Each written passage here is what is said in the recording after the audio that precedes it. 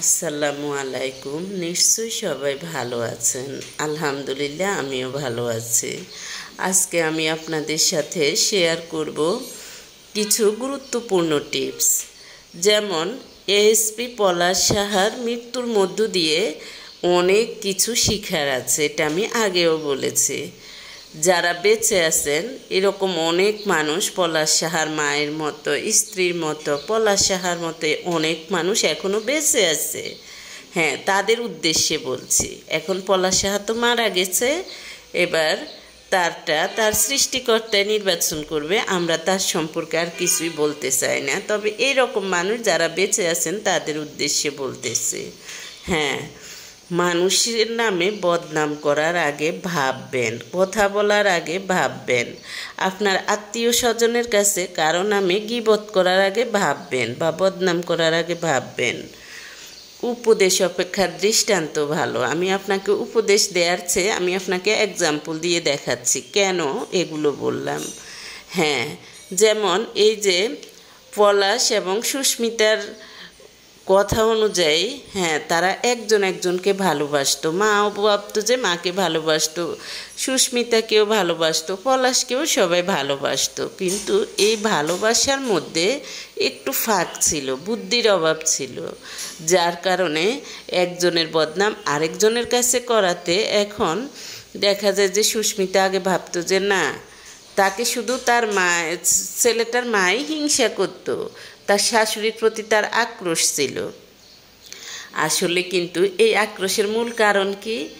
আক্রোশের মূল কারণ হলো তার হাজব্যান্ড হয়তোবা সে মনের কথা বলছে, এগুলো যে তার মায়ের কাছে বলছে, তার পরিবারের কাছে বিভিন্নভাবে মেয়েটাকে উপস্থাপন করছে। হ্যাঁ, এখন যে পরিবারের লোকজন এগুলো বলে দিচ্ছে, এখন দেখা যায় যে ও ভাবছে যে আগে ওর হাজব্যান্ড ওকে সত্যিকারভাবে ভালোবাসে। এখন সে বুঝে যাবে যে না, সে ছিল ডাবল ফেসেড, সে ভালোবাসার অভিনয় করেছে। তখন তার জন্য মন থেকে দোয়া আসবে না মেয়েটার বিয়ে হোক বা না হোক। যখন একজন মানুষ হাজব্যান্ড হিসেবে আসলে তো তার কথাই নেই। তৃতীয় কোনো মানুষ, দূরের কোনো মানুষও যদি মন থেকে কোনো মানুষের উপকার করে, সেই মানুষের জন্য ওই মানুষটা সারা জীবন মন থেকে দোয়া করে। দোয়া না করলেও তার কৃতজ্ঞতাটা যে স্বীকার করে, সেটাই হলো দোয়া। কিন্তু যদি খারাপ কিছু করে ফেলে, তখন এই খারাপটার কথা মানুষ বেশি মনে রাখে, তখন দোয়াটা মনে আসে না। তাই কারো নামে কিছু বলার আগে ভাববেন।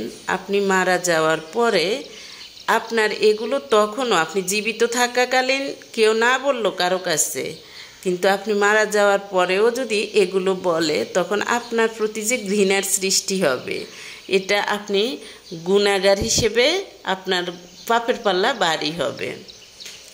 তাই যে কোনো মানুষই হন না কেন, হাজব্যান্ড হন বা যেই হন, এইভাবে একজনের নামে আরেকজনের কাছে বদনাম করা থেকে বিরত থাকুন। আল্লাহ সবাইকে রক্ষা করুক, সাথে আমাদেরকেও।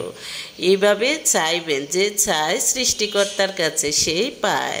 হ্যাঁ, অনেকেই ভাবে যে বদনাম করলাম সে ছোট হবে না, যে করে তার পাপের পাল্লা ভারী হয়। সে বরঞ্চ দুজখের জন্য তার ইনভেস্ট করতেছে। কারণ আমি গীবত করা, মিথ্যা কথা বলা, কাউকে ছোট করা, এগুলো করা মানে আপনি আপনার দোজখের জন্য আস্তে আস্তে ইনভেস্ট করতেছেন। মানুষ যেরকম ব্যবসা করার জন্য ছোট ছোট করে জমা করে ইনভেস্ট করে, এইভাবে আপনি কারো নামে মিথ্যা বললেন, কাউকে হিংসা করলেন, কাউকে ছোট করলেন, বিভিন্নভাবে অপদস্থ করে কথা বললেন, তার মানে হলো আপনি আপনার পাপের পাল্লাকে ভারী করছেন। আপনি আপনার পাপের পাল্লা, আপনি জাহান্নামে যাওয়ার জন্য আপনি ইনভেস্ট করতেছেন, আপনি পুঁজি করতেছেন।